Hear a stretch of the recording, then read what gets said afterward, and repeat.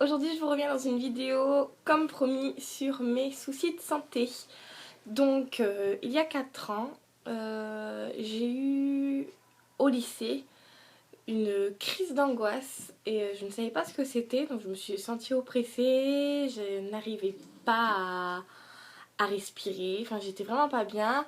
Et au final j'ai ma prof, je ne sais plus quoi, d'informatique je crois, qui m'a dit ne t'inquiète pas, c'est une crise d'angoisse et ça va aller, calme-toi, détends-toi. Mais il faut savoir qu'à la base, je suis une fille hyper stressée, je stresse pour un rien. On ouvre la porte, j'ai peur que mes chiens se sauvent, donc je suis hyper stressée, mais de ouf. Et donc du coup, je faisais des crises d'angoisse.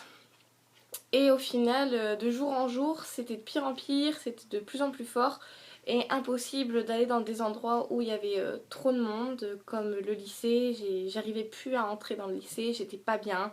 Enfin, ma mère venait me rechercher tous les jours, donc à un moment donné, elle, pour moi, ben, on m'a déscolarisée. Et, euh, et voilà, donc j'ai eu plusieurs traitements. J'ai commencé par de l'homéopathie. Ouais. J'ai commencé par de l'homéopathie, on m'a dit que c'était que des crises d'angoisse. Et en fait, au final, j'ai eu ma première séance avec un psychologue qui m'a dit que j'avais la phobie scolaire. Or, j'ai toujours aimé l'école, mais vraiment. Euh, une bonne élève, enfin, j'ai pas mes chevilles qui gonflent, là, ça va. Mais j'ai toujours été une bonne élève, j'ai toujours aimé l'école. Donc pour moi, c'était impossible que ça soit une phobie scolaire. Et au fur et à mesure, mes crises devenaient de pire en pire. J'avais vraiment l'impression de plus du tout respirer, d'avoir tous mes membres qui se tétanisaient. J'avais mal partout dans mes muscles et j'en faisais à longueur de journée et ça a duré longtemps, longtemps, longtemps. Et la seule personne qui arrivait à me calmer, c'était ma mère. Donc allez savoir pourquoi, je ne sais pas, c'était ma mère. Et après, j'ai été suivie par d'autres psychologues qui m'ont dit ce que j'avais réellement. Donc, c'est des crises de tétanie et de spasmophilie. Donc, c'est comme des crises d'angoisse, mais 10 fois plus grosses. Enfin, c'est juste horrible. Et donc, j'ai été suivie par 3, 4 psychologues. Ça ne m'a rien fait. Après, j'ai été voir une acupuncteuse. Donc, vous savez, c'est quand on vous plante des aiguilles dans les bras. Ça ne m'a rien fait non plus. Ensuite, je suis allée voir une sophrologue qui, elle, m'a fait du bien parce qu'elle m'a appris à vraiment respirer, à connaître tout mon corps, tous mes organes, savoir comment tout fonctionnait. Donc ça m'a fait du bien. Et elle pratiquait l'hypnose. Donc elle m'a dit, on va faire de l'hypnose, voir si ça te soulage ou pas. Et au final, non, ça m'a pas du tout soulagée. Ça m'a plus remué des choses que j'ai vécues dans le passé qui étaient pas forcément agréable, donc non, ça m'a pas fait du bien. Et l'hypnose, en fait, j'étais vachement déçue parce que je pensais qu'on était carrément inconscient, qu'on était sa chose, on va dire sa marionnette. Au final, non, j'avais envie de faire ça, je faisais ça, j'ouvrais les yeux, je l'écoutais, je regardais, enfin, complètement débile. Et après, mon corps a eu l'habitude de l'homéopathie, donc du coup, on m'a donné des euphytoses, des calmants, des choses comme ça. Et ça me faisait rien, je réagissais très mal à ces médicaments-là.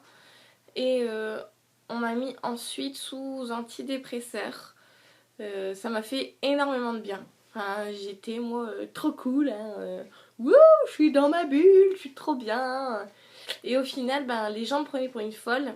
Moi, je m'en rendais pas compte. Parce que des fois, je souriais, je rigolais. Et puis, des fois, je badais. Quoi, je me mettais à pleurer pour rien. Puis, je me remettais à sourire après. Enfin, j'étais complètement euphorique. Et mais moi je m'en rendais pas compte, hein, je veux dire, je bois pas d'alcool, rien. Et en fait pendant mes antidépresseurs, avant je buvais, mais avec mes problèmes de santé, ben je buvais pas de peur que ça n'aille pas mieux.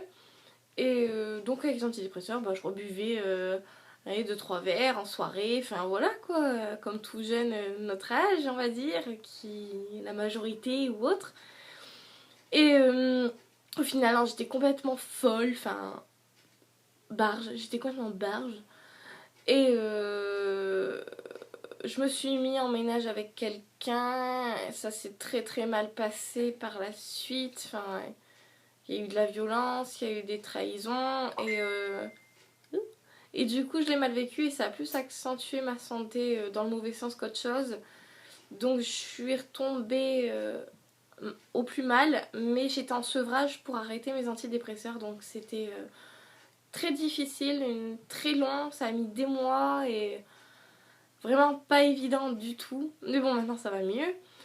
Et ensuite j'ai consulté une psychothérapeute sur Liévin, donc je faisais 1 heure 1 quart de route tous les mois pour la voir, et elle m'a dit vraiment, elle m'a cerné direct, elle m'avait demandé de faire des dessins, des choses comme ça pour mieux me comprendre, et au final ben, je sais de où ça vient, donc ça vient de mes chocs émotionnels apparemment de l'enfance, et aussi, étant plus jeune, adolescente, j'encaissais. J'étais un peu le souffre-douleur des autres parce que je disais jamais rien. Ma mère m'a toujours dit, si on te frappe, tu ne dis rien, tu porteras plainte après. Moi, grosse conne, c'est ce que je faisais. Hein. Je disais rien, je me laissais martyriser. Enfin bref, c'était une horreur.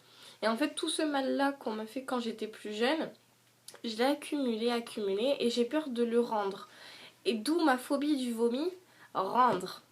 C'est complètement con, c'est dans la tête, mais j'ai peur de vomir. Et voilà, c'est comme ça, je ne vomis pas depuis...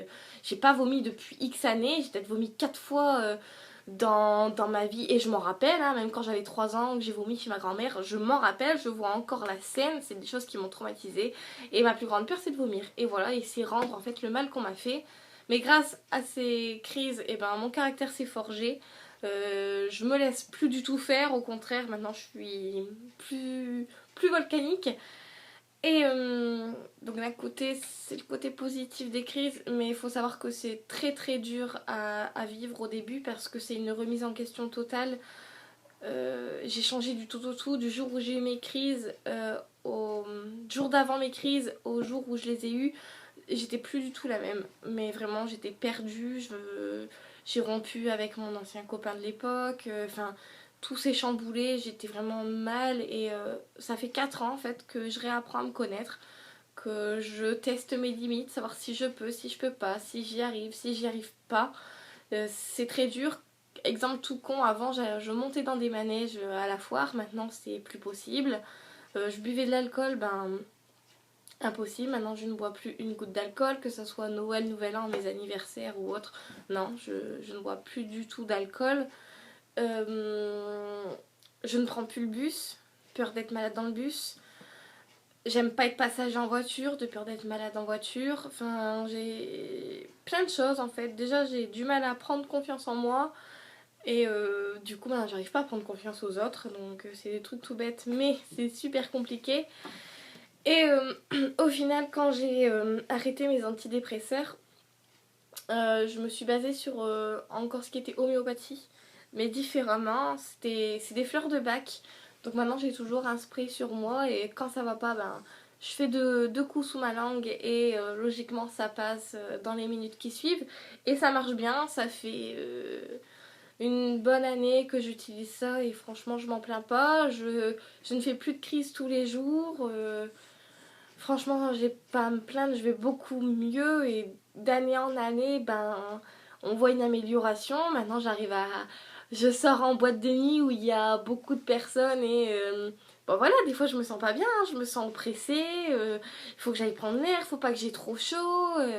Je fais mon petit spray et puis après ça va, c'est le temps que je m'adapte. Bon, ça met quelques heures quand même, mais le temps que je m'adapte et puis après arriver à 3h30, 4h du matin en boîte de nuit, c'est bon, hein, pump it up, je suis là, c'est parti, jusqu'à la fermeture et les afters s'il y en a. Mais pour vous laisser passer un message, c'est que ben, c'est pas évident d'avoir des soucis de santé, surtout quand c'est psychologique, qu'on se dit que c'est dans la tête et qu'au final on aimerait tellement vivre sans, mais c'est très dur, on n'arrive pas à passer au-dessus. Il faut toujours se remettre en question, on apprend toujours de soi-même, mais il faut jamais baisser les bras, au contraire, faut toujours se surpasser et c'est en testant nos limites qu'on se surpasse déjà nous-mêmes et moi je suis fière de ce que je suis devenue aujourd'hui, car quand je vois la Mathilde d'avant, c'est sûr qu'elle avait plein d'amis, qu'elle était heureuse, qu'elle était entourée et que je vois qui je suis maintenant, où j'ai su trier les bonnes personnes et que j'ai mon métier en fait, j'ai ma vie qui se bâtit de fil en aiguille en aiguille. Et au final, je suis super contente parce que maintenant je sais où je vais, j'ai des bonnes bases pour, euh, pour arriver là. Et j'y arriverai un jour, de toute façon c'est sûr. Je veux donc j'y arriverai. Et surtout ne baissez pas les bras, croyez en vous. Et si vous avez une famille qui vous soutienne, eh ben allez-y. Enfin, restez près d'eux et des amis aussi. Il n'y en a pas beaucoup, des vrais. Et ben ne les lâchez pas. Moi c'est grâce à eux que j'évolue.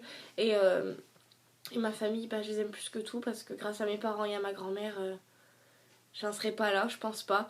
Je pense que j'aurais peut-être envisagé le pire tellement que c'était très dur. J'ai eu des périodes vraiment très très dures. Et au final, maintenant, je suis super heureuse, malgré que j'ai encore mes crises de temps en temps. Et je dis pas, hein, j'en fais quand même une tous les 3 jours, on va dire. Mais j'arrive à les gérer, j'arrive à les masquer. Et personne ne sait que je fais une crise parce que je me contrôle. Grâce à la sophrologie, ça m'a beaucoup aidé à connaître tous mes organes et comment ils réagissaient. Et du coup, maintenant, ça va beaucoup mieux. Donc surtout, ne baissez pas les bras et soyez heureux, entourez-vous. Ah, je vais réussir à parler. Entourez-vous des bonnes personnes et je vous souhaite tout le bonheur du monde. Et la vengeance, ça ne sert à rien. Ça fera du bien, mais ça ne changera pas le passé. Sachez-le. Et surtout, vivez pour vous et pas pour les autres. Et faites ce que vous voulez, ce que vous aimez. Je vous fais plein, plein, plein de bisous. Et je vous souhaite tout le bonheur du monde.